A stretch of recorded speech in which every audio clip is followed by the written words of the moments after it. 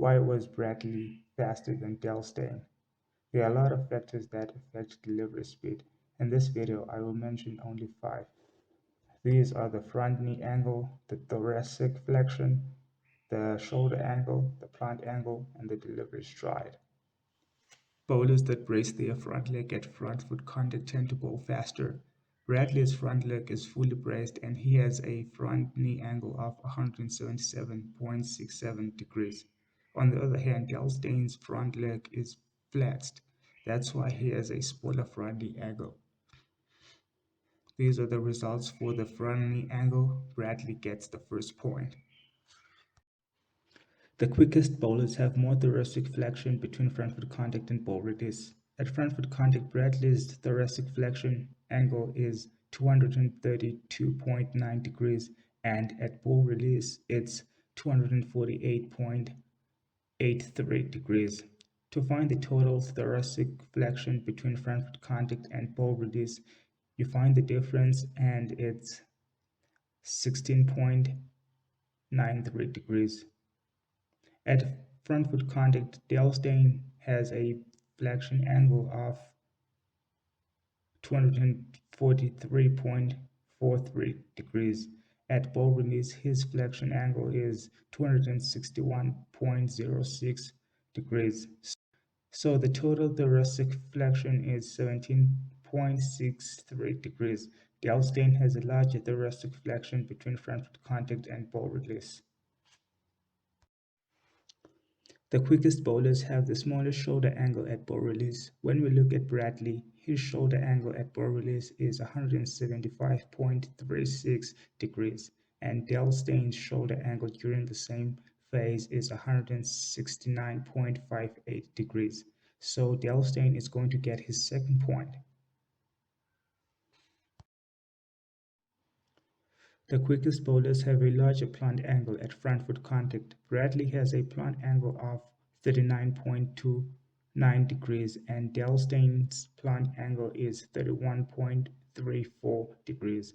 Bradley has a larger plant angle, and because of that, he's getting his second point.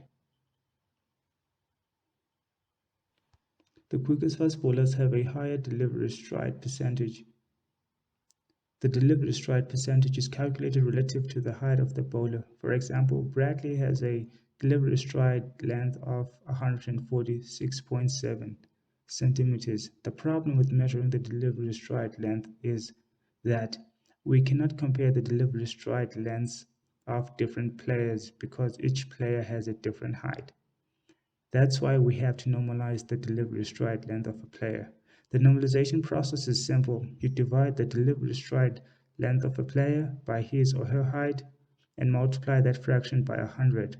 For example, Bradley has a delivery stride percentage of 81.56%.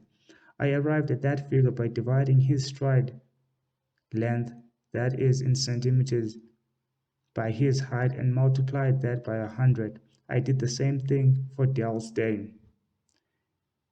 His delivery stride percentage is 79.91%. Bradley has a higher delivery stride percentage than Dale Steyn.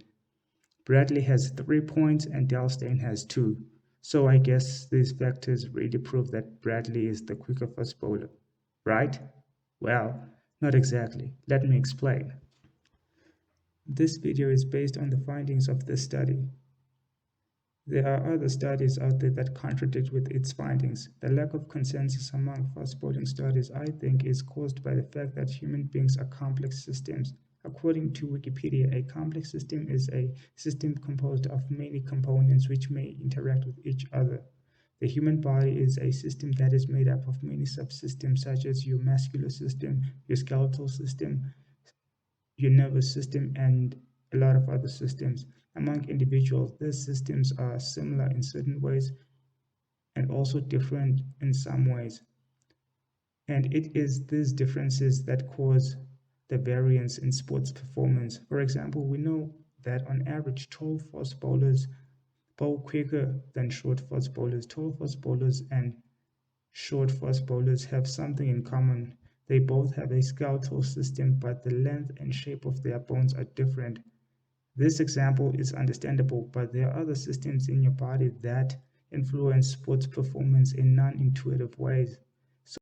So, if we want to know what causes players to bowl very fast, we should take into account the biological idiosyncrasies of those players when analyzing their bowling actions.